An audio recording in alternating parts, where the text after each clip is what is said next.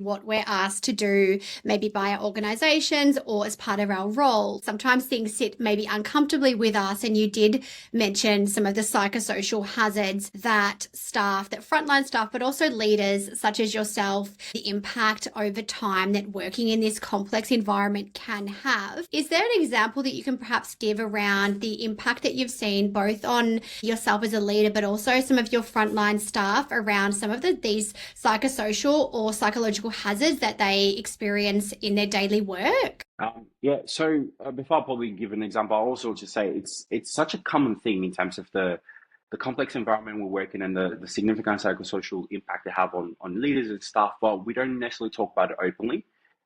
Frontline staff are often supporting people in very vulnerable and intense situations, and over time that can create cumulative stress.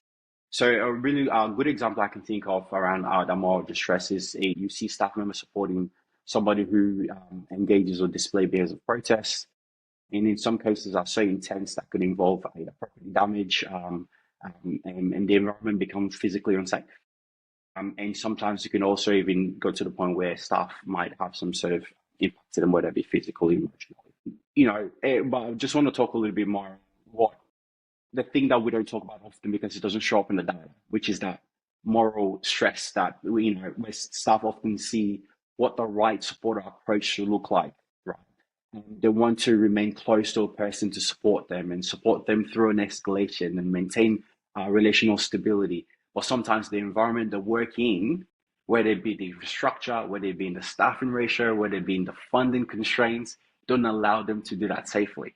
So staff know what to do, but because of those challenges that are outside of their control, are not able to do the right thing, and that could cause a lot of moral distress.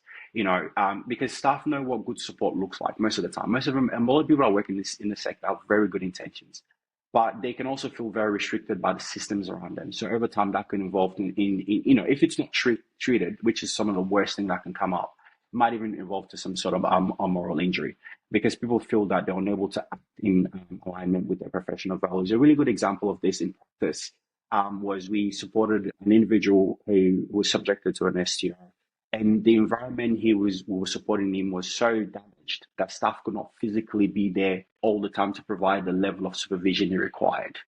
And as a result, this individual felt very isolated, and which also just compounded on the presentations that we're having. So staff knew what the right thing to do. They wanted to do their jobs, but because of the environmental constraints they found themselves in, could not do the right thing.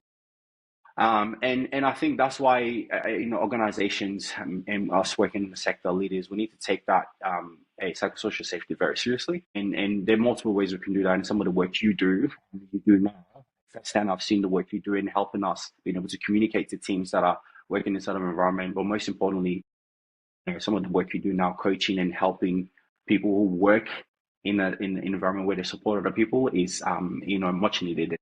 Yeah, and appreciated.